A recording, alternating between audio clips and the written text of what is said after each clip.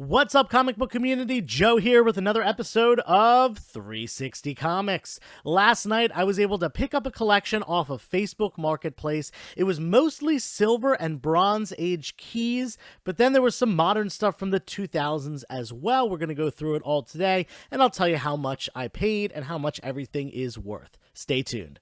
If you haven't yet entered our 2,500 subscriber giveaway, I suggest you do so now because we are about 20 subscribers away from hitting our goal, which means we're going to be picking a winner within the next week or so. If you want to win the prize, which is an Edge of Spider-Verse #1, 1 in 25 variant, 9.8 weight pages from CGC. Hit that subscribe button, give this video a thumbs up for a like, and leave a comment down below, and then go check out our other videos, like them, and leave comments on them for additional entries. Good luck.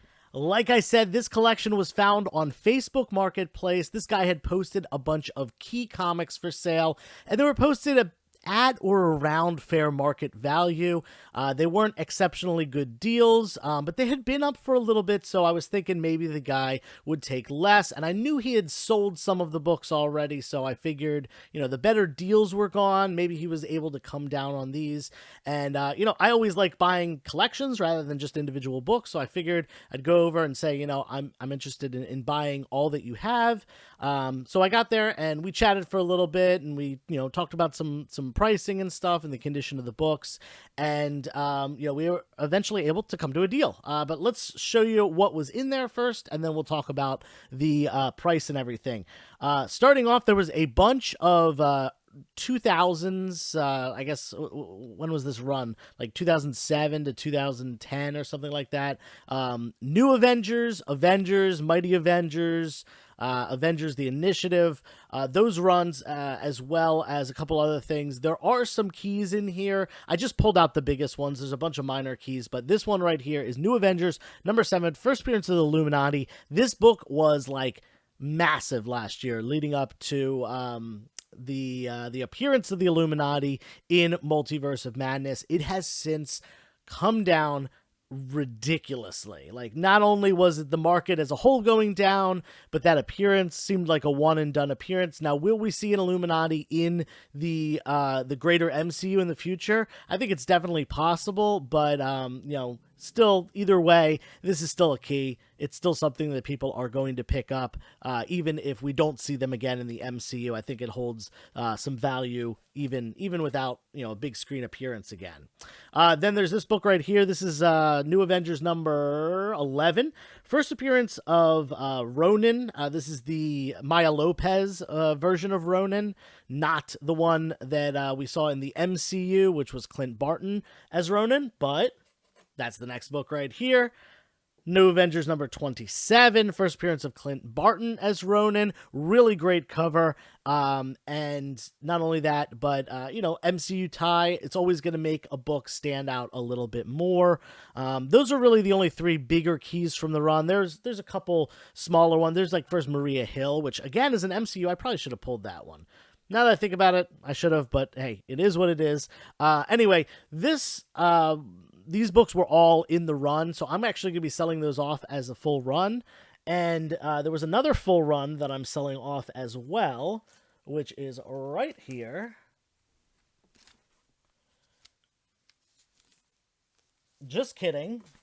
It's not the next book, but we'll get to that eventually. There were some other modern books in here, and I did price these up already, and we'll talk about how much, the total value is at the end. We got a Spawn #1, high grade, nice one, possibly a contender, but, I figure I have some that I'm sending in already, so I'll just sell that one raw. This is Amazing Spider-Man #36, the 9/11 cover. This is a really sharp copy, possible contender, but it's very, very hard to get a 9.8 of this book due to the all-black cover. Then we got, here it is. I thought this was before, but we'll show it now. This is Secret Invasion #1 through 8, and yeah, there we go. There's all 8 of them. Secret Invasion 1 through 8, all high grade, all the regular cover A versions. Issue number 1 is like the most valuable single issue, but typically you see this thing sold as a set. I was seeing sales online for about $40, so I marked this at $35. This is gonna be available in my next claim sale, and with the show coming out, I think it has some potential because, Secret Invasion, not a super popular title or anything or event, but, definitely could get some more people into it as the show comes out, which is relatively soon, right? I think that's the next show to come out. I might be wrong about that. But anyway, moving on, there was mostly silver and bronze and some copper stuff. We're going to go through all the keys and what I priced them at. Obviously, it's according to their condition, so prices are really going to vary here. We got Captain Marvel, number 21. This is just a classic battle between the original Captain Marvel and the Incredible Hulk. It's a nice 15-center. Probably this would have been early Bronze Age. Or late silver, depending on who you ask. There's like a little bit of a blur in the early 70s as far as, is this still silver or has it turned to bronze? A lot of people just go by, with Marvel, is it a 15-cent book? Okay, it's silver. Is it a 20-cent book? It's bronze. It's not that simple, but that's kind of the simple rule of thumb way to do it. Moving on, there's a couple other Captain Marvel books. This one, not a key, issue number 31, but still a great Bronze Age cover of Silver Marvel. And this one, though, is a key. This is the origin story of Drax and the origin story of Moondragon.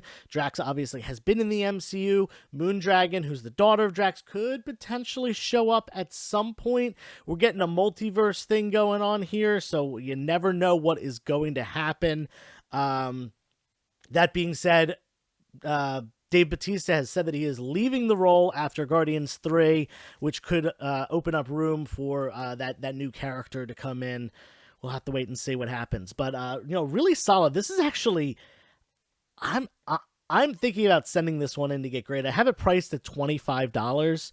But honestly, this could be like a 8590. At which case, like, the slabbed value is about $100, so it could be worth sending in. I'm going to take another look at it and see if I can, press and clean it up to those standards. We'll see. We'll see what happens. Moving on, we've got some Tales of Suspense. This is issue number 69 of Tales of Suspense, and this is the first appearance of... wait, is this it? No, just kidding. This is issue number 70 of Tales of Suspense. I don't have my glasses on and I can't see. But issue number 70 of Tales of Suspense, not a key. I meant to show this one first, though. This is issue number 69. This is the first appearance of Titanium Man. He's right on the front. It's a little bit more of a key. Nothing like spectacular. Certainly a character that could show up. As we've seen, any character really can show up in the MCU. After we got, El Aguilar and Manbull in She-Hulk. You never know what's going to happen next. But either way, Silver Age, 12-cent key, Iron Man, Captain America. No complaints about that. Then we got some Fantastic Four here. This is issue number 43 of Fantastic Four. So this is just a hair before the Inhumans were introduced and a little bit before Silver Surfer and Galactus were introduced. Fortunately, it's not one of those books, not a key, but still a classic Stan Lee story, Jack Kirby cover. Can't really go wrong with Fantastic Four stuff like this, especially with them coming to the MCU. Then we're moving up into the Bronze Age again with some Devil Dinosaur. This is issue number 1. First appearance of Devil Dinosaur. First appearance of Moon Boy. Obviously, we're seeing more Moon Girl and Devil Dinosaur stuff now, which Moon Girl is a far more popular character than Moon Boy is. And, Devil Dinosaur still has some momentum being, linked to Moon Girl in that way. But, just classic Bronze Age number 1, key issue, all that stuff. I have it priced at $35. It's a pretty sharp copy. Probably like 8085, something like that. Then we got some ASM. I love it when I can pick up some Silver Age ASM for my personal collection. This issue I already have, but the copy that I have is definitely not as nice as this one. This one is probably going to stay in the personal collection because it is higher grade. I have it priced at $50 more just to show kind of the value. I wanted to talk about, when I buy a collection, I pay a certain amount, what I think I can sell everything for, and so on and so forth. Then we've got Fantastic Four number 40, couple issues before that last one. I don't believe that this is a key, but, we got a Doctor Doom cover. It's a mid-1960s Fantastic Four book, and it's actually pretty sharp. Mid-grade, but nonetheless a nicer mid-grade copy of Fantastic Four number 40. And anything with Doom on the cover from old Fantastic Four books is definitely something that collectors look for. Check this one out. We got a pretty big key here. Thor number 337, first appearance of Beta Ray Bill. This book has been all over the map. It went up and then down and then up again and then has plummeted down. The character did not show up in Thor 4. Oh my gosh, Thor Love and Thunder. That movie was not very well received, and this character did not show up as a lot of people expected he might. Are we going to ever see Beta Ray Bill in the MCU? We've seen like a little cameo reference Easter egg. We have not seen the character yet. Maybe. I hope so. I know that this is a fan favorite character. A lot of my friends that are really into Thor, this is like their guy. This is a newsstand copy, but unfortunately it is mid-grade. There's a little discoloration to the cover and stuff like that. So I marked it down at an affordable $60. And this book, like last year in this condition, probably was selling for like double, maybe even more than that. But hey, it is what it is. That's how the market goes. Speaking of another character that has had their first appearance plummet in value, we got Avengers number 196, first appearance of Taskmaster. This book, obviously was going up for a while. Anticipation of the character maybe showing up. We got word that the character was showing up, continued to climb. The interpretation in the MCU was not great. And it wasn't the fact that it was they gender swapped it. That had nothing to do with the fact. It was just the poor writing of the character that did not really hit the mark. It didn't really it didn't get anyone excited or connected with the character. So unfortunately that's the way it went, but the character will be coming back in Thunderbolts, and I have some really high hopes that Thunderbolts will redeem a lot of these characters. I think we're going to get a good redemption out of Taskmaster, Ghost, and John Walker, some of the characters that like really didn't hit the mark in their first appearances. Working together as a team might make it a little bit more dynamic. Like, think about how much people fell in love with the Avengers. Now, I don't think it's going to be to that level. We're not going to see like kids running around as Taskmaster for Halloween like they did Tony Stark, but I think that they are going to grow in popularity, and hopefully we get a really good story out of that movie. I'm excited for it. Anyway, again, this book has come down significantly in value, but then has popped up a little bit once the Thunderbolts movie was announced. This is a pretty high grade copy, not like, not in the 9s, probably like an 8.5, I think I said it was. 8.5, maybe 9.0. I gotta take a look at it again. But again, getting this book under $100 in a higher grade is pretty solid at this point. Then we got some ASM right here. Issue number 27, early appearance of Green Goblin. I think this would be his 4th appearance, if I'm not mistaken. But either way, great early double digits. Issue 27. That's only a couple years into the run. I believe this would have been 1965. We got a Green Goblin cover by Steve Ditko. This one, pretty decent looking copy. The centerfold is loose though. It's not detached yet. It just seems like it is really loose. It definitely could come out. It's pretty fragile, but that makes it kind of a lower grade book. So I have it at a more affordable price of $85. In fact, every copy that I saw on eBay that was less than this price was like really bad, like falling apart bad, or tons of color breaks and stuff like that. But this presents, I know that's like a cheesy cheesy, oversaid thing, but it presents well for a lower grade copy. Anyway, moving on, we got some stuff that possibly could be staying in the personal collection. This one right here, X-Men number 35, Along Came a Spider is the title of this issue. We've got a Spider-Man crossover. I believe this would have been his first appearance in the X-Men run. I don't think it's their first meeting. I'm pretty sure it's not their first meeting. I'm pretty sure their first meeting is in a Spider-Man book. I might be wrong about that, though. But yeah, this is him meeting the original X-Men for the first time. Not for the first time, but him having a meetup with the original X-Men. He definitely has more ties to the new X-Men once, Claremont started writing and we got introduced to, Wolverine, Nightcrawler. He has a lot of interactions with that team, not as many with this team. This is still a great Silver Age book. I have one in my personal collection. It's probably around the same grade as this one. I gotta see if this one's a little bit better. My only concern is that it is missing this little piece of the cover on the corner, so that's gonna hinder it from, being higher grade than the one that I have. Gotta check them out next to each other, or I'm not gonna be able to make that assessment. Then we got some Batman. Issue number 200, milestone issue.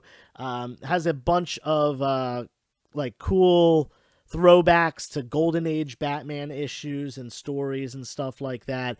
And this is just one of the Silver Age books that is very collectible, milestone issue and all that stuff. And it's a great cover. It's got those cool, covers from the original Batman run in the background with Batman and Robin holding up the big 200 bat symbol there. This is a book that I've never owned. I'm deciding whether this is staying in the personal collection or I am getting rid of it. But, like I said, I wrote up the prices here just to kind of show you the value of things. And, $100 seemed like a pretty good deal on that book.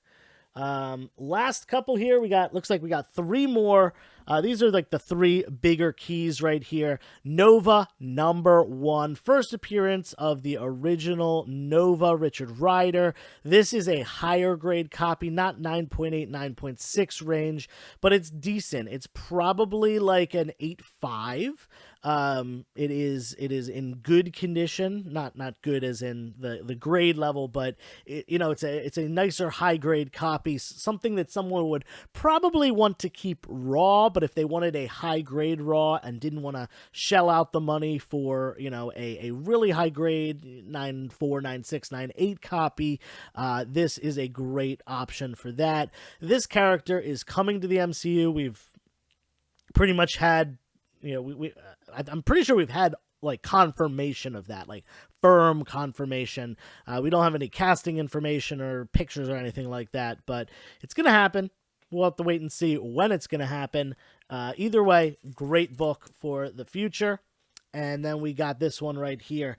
This one's killing me here because I don't own this book in my personal collection. This is one of a very few X-Men books that I don't have right now. I had a really low grade copy and I sold it off because I wanted a higher grade copy and haven't been able to pick one up. Same deal with this. This is a lower grade copy. In fact, part of the back cover's missing. There's some chips out of a couple of the pages and stuff like that. But for $100, this is, one of the lowest value, one of the cheapest copies that you can find. I did a quick eBay search. There are some ones that have sold for a little under 100, between 75 and 100, but they are destroyed, falling apart, detached, all that stuff. This one completely intact, attached. There are just some tears out of it. So I priced it right around $100. I'm going to have this one probably available in my claim sale. It pains me not to keep this because I don't own this book, but I'm a little bit of a stickler for condition. When it comes to Silver Age books that aren't super expensive ones.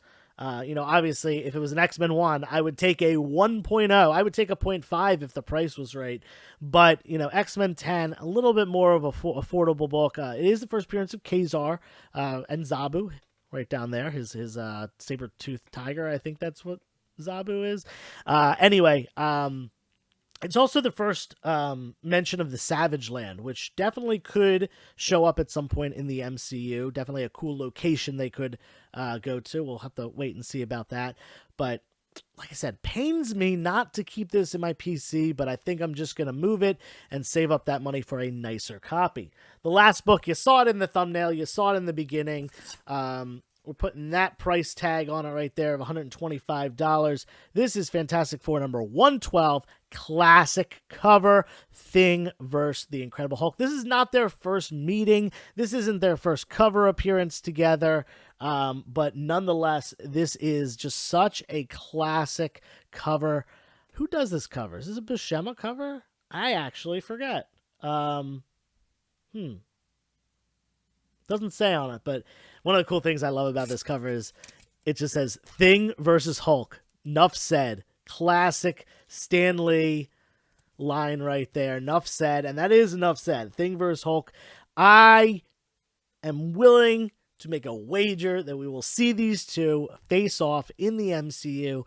It just makes sense. They had so many battles in comics and animated things over the years. Why would they not do it for the MCU? This is definitely one of the most coveted covers with these two clashing on it. Probably the most classic cover of them, like actually like in battle right here. But they have a bunch of them. Anyway, this book looks really, really nice. Honestly, like looks like it could be a 6, but there's a tear on the bottom of the front cover that's going to bring the gray down. It's long enough of a tear, probably about a half an inch, that is going to bring the gray down significantly on this one. So unfortunately, the price has got to be much lower than it would be if this was in fact a 6.0 or higher copy. That being said, let's talk about these prices and what I paid for it. So I paid $400 for what you saw here, as well as, there were some modern books that are just going in my dollar bins. And then there's the other Avengers books that I didn't show that weren't the keys, because I only showed the keys. I showed you all of the bronze and silver stuff because all of it had value of, what was the cheapest book? Like $15, $20, something like that. Paid $400 for all of it. If you add up all the prices that you saw and stuff like that, comes out to almost $1,300. Now, you might think, oh yeah, that's like a really, really good deal. You triple up your money. I'm probably not going to sell it for $1,300. If you've ever been to my claim sales, I often will bundle things together, give them to people cheaper, take offers that were thrown out there. Maybe someone offers 115 on this, and I said, oh yeah, I'll give you $10 off. 115 is good, especially people that buy a lot of books from me. I'm more willing to give them good deals because I know they're going to pick up multiple things. So while I have all this stuff priced at, like I said, about $1,300, I will probably, in the end of the day, only make about $1,000 on it. So it will be a little bit more than a double up, about 2.5 times my money. But yeah, people have been asking like how I work on pricing and everything like that. That's how I kind of operate. You always want to at least double your money, unless it's like bigger books. Like if you buy a book for $5,000 and sell it for $7,000. Well, you didn't double your money there, but you made $2,000. That's not the case with these books. Obviously, they are not super high value, so you got to have at least that double range. And like I said, we're doing a little bit better than that here. So overall, a solid deal. Some modern stuff, some silver, bronze, and even a little bit of copper in there. And then there was some random 90s books like the Spawn one and the Spider-Man book. But I guess that was early 2000s. But Anyway, hope you enjoyed this video. Do you like having the prices that I'm going to be selling these for on the screen? Is that something that I should continue to do in the future when I price a collection before doing a video? Usually, I do the video first, and then I price everything for the claim sales. Last night, I had some free time, so you can let me know in the comments down below if this is something I should continue doing, or if you don't care about the prices, I certainly won't do that. Leave a comment. Like the video, subscribe to the channel, and until next time, turn the page, wash your hands.